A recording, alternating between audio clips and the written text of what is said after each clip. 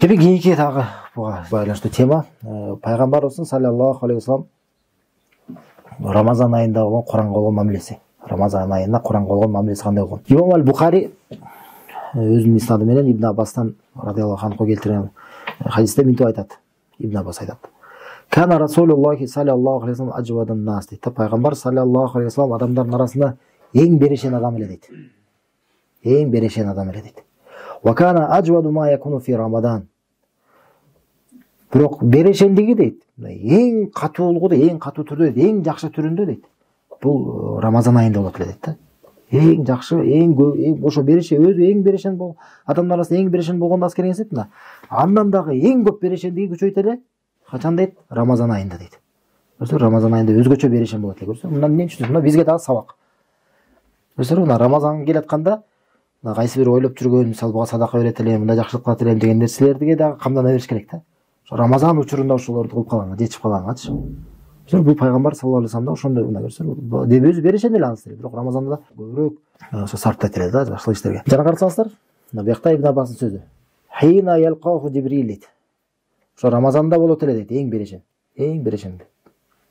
Ошол күндөрү анткени ага Жибрил келет эле дейт. Ага Жибрил келип жолугуп турат эле дейт. Айтат: "Ва кана ялқаху фи кулли лейлатин мин Рамадан." Жана Жибрил ага Рамазан айында ар түнү келет эле дейт. Ар түнү дейт. Көрдүңүзбү? Күндүз кемби? Түнү дейт.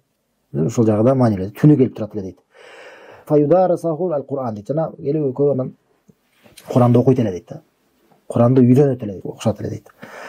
Фа Расулуллахи саллаллаху алейхи вассалам ажбаду бил хайри минар рихил ал-мурсала дейт. Жана пайгамбар саллаллаху алейхи вассалам жакшылыкка дейт. Берешендиги бул жана шамалдан дагы дейт да, мындай жеңил болгон жөнөтүлгөн шамалдан дагы берешенирээк деле дейт да мындай. Эми ушул хадистен эмнени түшүнөбүз? Демек, Рамазан айында Куранды үйрөнүү бул шариатта уруксат берилет экен, көрдүңүзбү? Бул жакшы иш экен. Куранга көңүл буруу. Куран окуп туруу, Курандын маанилерин ой жүгүртүү, Куран тууралуу сабактарды угуу, көрдүңүзбү? Куранды жаттоо. Анткени өзү Рамазан айы бул айда Куран түшкөн. Бул өзү Курандын айы. Анан буякта айтат го Ибн Аббастын сөзүндө. Фаюдараса деген сөзү бул мудараса деген сөз бар да. Мудараса деген окуп үйрөнүү деген. Эки адам же экиден көп адамдын мударасы деп айтылат да. Көрсө, жалгыз эле окуган жөнүндө айтылбайт. Эки адам же андан көп адам чогулуп алып анан чогуу окуган нерсени ошол мударасы деп айтылат да. Көрсө, ушундай кылган деп Ибн Аббас айтат. Жалгыз эле пайгамбар саллаллаху алейхи вассалам өзү отура берген эмес экен. Көрсө, ага Жибрил келген экен. Анан экөө окуган экен да. Экөө окуп түшүнбөгөн жактар болсо түшүндүрүшүп дегендейчи. Мындай эки адам отуруп алып, бирөөсү окуйт, мисалы бирөө текшерип, бирөө тууралап, кайра же очереди менен кайра алмашып, же болсо бир шакирт бир устазынын алдына барып окуп, түшүнбөгөн жактарын сурап, ушундай кылып эки адам же андан көбүрөөк адам болуп чогулуп отуруп Куранды окуган нерсени ал-мудараса деп коет да. Көрсөңүздөр, ушул дагы жок болуп кетип аткан сүннөттөрдүн бири, көрсөңүздөр. Ушуга жандандырыш керек. Адамдар чогулуп отуруп Куран аяттарынан ой жүгүртүп, аларды окуп, ушул дагы бул сүннөттөн. Мына анткени бул сүннөт экенин кайдан билип атабыз? Мына пайгамбар саллаллаху алейхи вассалам ар жылы Жибрил менен ушундай кылат эле да. Ар жылы келип турат эле. Ар жылы келип турат эле. Ар жылы булар бир жолу толугу менен окуп чыгат эле Куранды. Баштан аягына окуп чыгат эле. Бирок пайгамбар саллаллаху алейхи вассалам кайтыш болор жылы, ошол акыркы жылы 2 жолу окуп чыгышкан да. Ошо Рамазан айында 2 жолу окуп чыгышкан. Жана ошол Куранды жаттап бул айды, анын тафсирин окуп, Куранга ой жүгүртүп, ушунун баары тең жакшы иш да. Бул өзгөчө Рамазан айында көптөгөн береке болот да, береке көбөйөт да. Ушул Рамазан айында болгон береке дагы жакшылык амалдарга жардам берет. Өсөрө Куранды окуп, ушуга умтулуп, адам илим алып умтулуп баштаган болсо, ушул жагынан да береке болот алар. Өсөрө кээде кандай болуп калат? Рамазан айы башталганда бүт сабакты баары токтотуп салышат, Куран улана бериш керек да. Куран макул, башка нерселерди, башка сабактар болсо токтотуп кое берсе макул. Куран алаксытпаш үчүнчү. Бирок Куран боюнча сабактарды токтотуш керек да. Жана ошол сабактар кайсы убакта болуш керек экен? Түндө.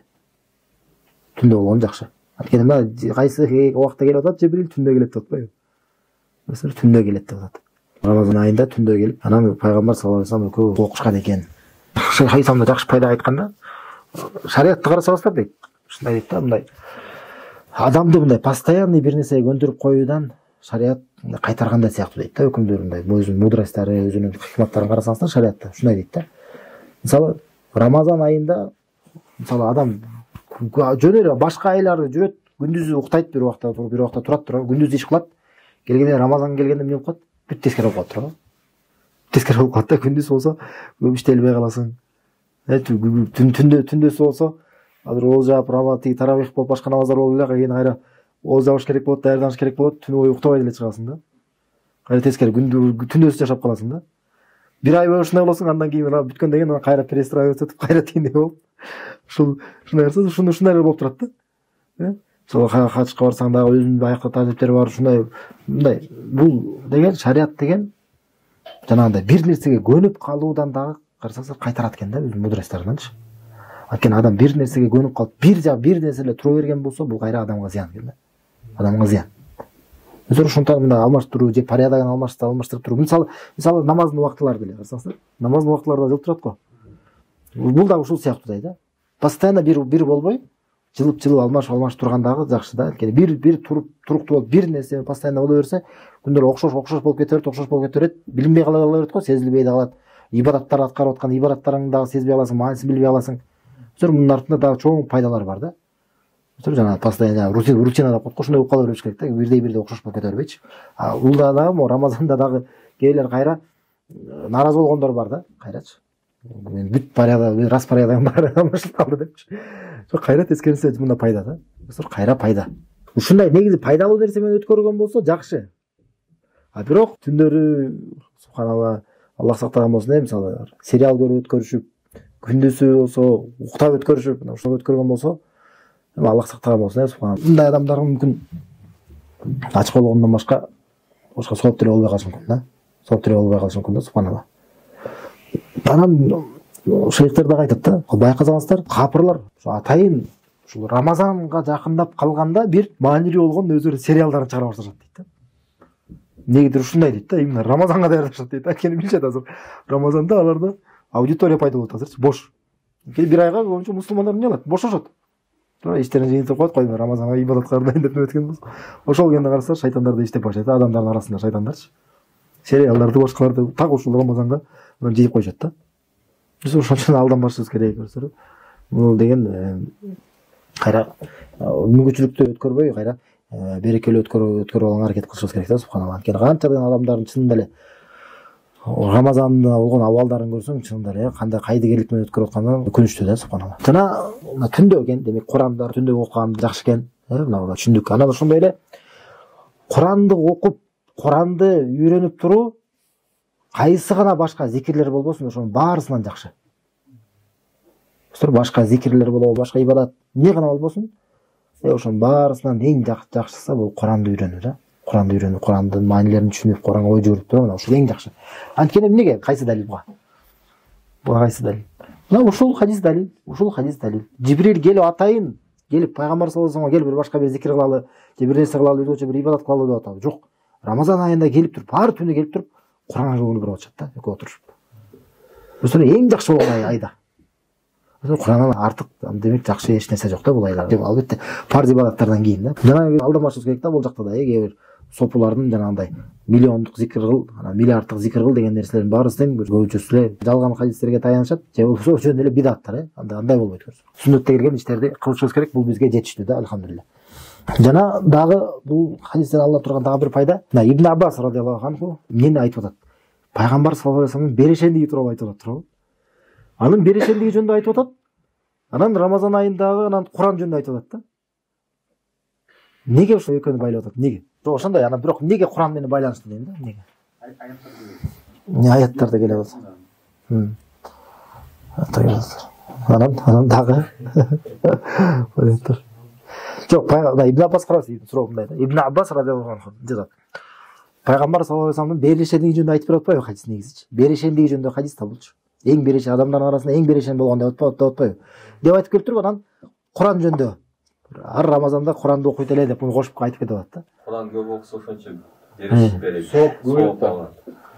Пайдалуу да ошончо. Мына ушул да. Бул мындайча айтканда мындай да. Куран пайдалуу, анан Куран адамга таасир этет. Жакшылык иштерине. Муну Ибн Аббас эмне айтып атат? Берешендиги жөнүндө айтып атат. Анан анткени ал ушуну Куранды ушинтип окуп турат эле деп атат. Куран мына сиздер айткандардай бул Куран ошо берешендүүлүккө үгүттөйт. Анан Куранды окуган сайын адамдын жакшылык иштери кайра оңоло баштайт, көбөйө баштайт. Жаман иштерден алыс боло баштайт. Мындайча айтканда, Курандын таасири жөнүндө айтып атат Ибн Аббас. Курандын таасири ошол берешен болуп турганда, адамдар арасында эң берешендиги болгондугуна буга таасир Куран болду деп атат да. Ошондуктан мындан эмнени түшүнөбүз? Биз өзүбүзгө жакшылыкты каалайбызбы? Жакшы сыпаттар менен сыпатталгыбыз келет. Жаман сыпаттардан арылгыбыз келеби? Эмне кылышыбыз керек экен? Куранга көңүл бурушубуз керек экен да. Биз Куран менен канчалык көбүрөөк байланыш боло турган болсок, болгон жактан бизди оңдоп кете берет өзүлөчү. Түшүнүктүү ушул дагы. Анткени Куран бул биздин Раббибиздин, Аллах Тааланын китеби. Муну Аллах Таала бул тууралуу айткан. Куран тууралуу Таха дейт. Таха сүрөсүндө Ма анзална алейкал Кур'ана литашқа дейт. Биз сага Куранды сен бактысыз болуп калышы үчүн түшүргөн жокпуз дейт да. Сен бактысыз болушуң үчүн түшүргөн жокпуз сага Куран дейт да. Илля тазкиратан лиман яхша дейт. Бул биз аны ким Аллахтан корккон болсо ошолор үчүн эскертүү катары түшүрдүк дейт да. Эскертүү катары түшүрдүк дейт да. Субханалла. Ошондуктан бул аятка негиздеп дагы мынтип айткан сөздөр ла шақа мал Кур'ан деп алар айткан бар да. Демек Куран менен бирге болгон адамда бактысыздык болбойт дейт да. Куран менен бирге бактысыздык чогуу болбойт да. Чогуу болбойт. Эми иншалла бул пайгамбар саллаллаху алейхи вассалам жөнүндө сөз кылдык. Анан кийин дагы теманы кийинки сабакта уланталы. Субханаллаху ва бихамдика ашхаду ан ла иляха илля анта